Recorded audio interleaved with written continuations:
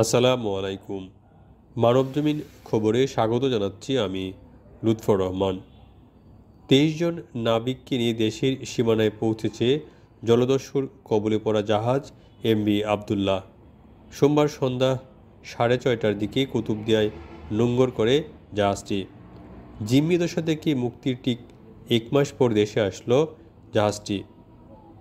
সোমালিয়ার জলদস্যুদের কবল থেকে মুক্তি পেয়ে এমভি আবদুল্লাহ সংযুক্ত আরব আমিরাত থেকে আমদানি করা ৫৬,০০০ টন চুনাপাথর নিয়ে দেশে এসেছে।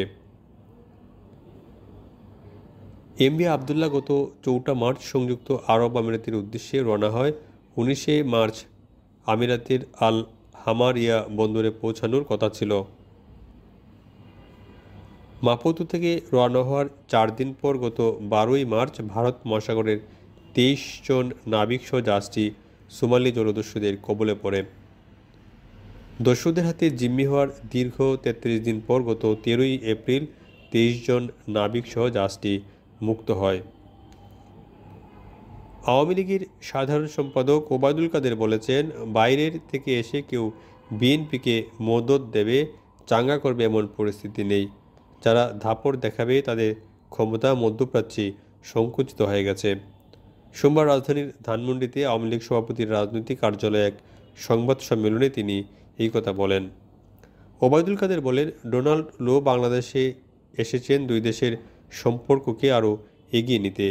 প্রধানমন্ত্রী শেখ হাসিনাকে পাঠানো চিঠিতে মার্কিন প্রেসিডেন্ট জো বাইডেন যা বলেছেন তার বাস্তবায়নটা আমরা এখন দেখব। দেশে গণতন্ত্র প্রতিষ্ঠায় বিভাজন ভুলে সব রাজনৈতিক দলকে একসঙ্গে কাজ করার আহ্বান জানিয়েছেন বিএনপি মহাসচিব মির্জা ফখরুল ইসলাম আলমগীর। সোমবার কেন্দ্রীয় শহীদ মিনারে বাংলাদেশের কমিউনিস্ট পার্টির উপদেষ্টা হায়দার আকবর খান রনুর মরদেহতে শ্রদ্ধা নিবেদন শেষে সাংবাদিকদের এক প্রশ্নের জবাবে এই কথা বলেন তিনি। মির্জা ফখরুল বলেন, দুর্ভাগ্যজনকভাবে বিভাজন সৃষ্টি হয়েছে বাংলাদেশে। সেই বিভাজন থেকে সকলকে বেরিয়ে আসা উচিত। সবাইকে একই সঙ্গে বাংলাদেশের কল্যাণের জন্য এবং গণতন্ত্র প্রতিষ্ঠার জন্য কাজ করা উচিত।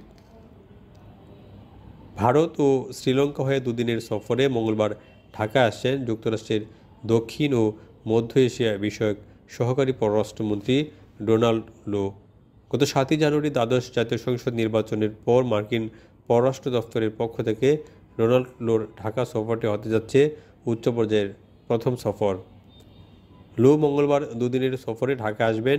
এ সফরে তিনি সরকারি ও বেসরকারি নানা পর্যায়ে কয়েকটি বৈঠক ও মতবিনিময় সভায় অংশ নেবেন।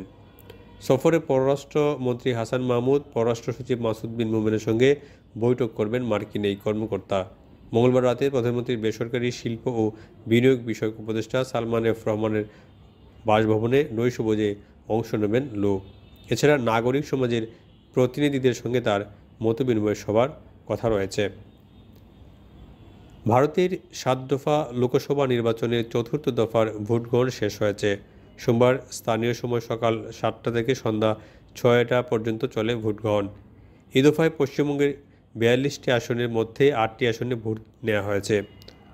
আসনগুলো হলো বহরমপুর, কৃষ্ণনগর, রানাঘাট, বর্ধমান, পূর্ব বর্ধমান, দুর্গাপুর, আসানসোল, বোলপুর এবং বীরভূম। ভোটগ্রহণ চলাকালে প্রায় সব আসনেই সহিংসতা ঘটেছে। নির্বাচনী সহিংসতায় একজনের মৃত্যুর খবর পাওয়া গেছে। মানবজমিন খবর শেষ হলো।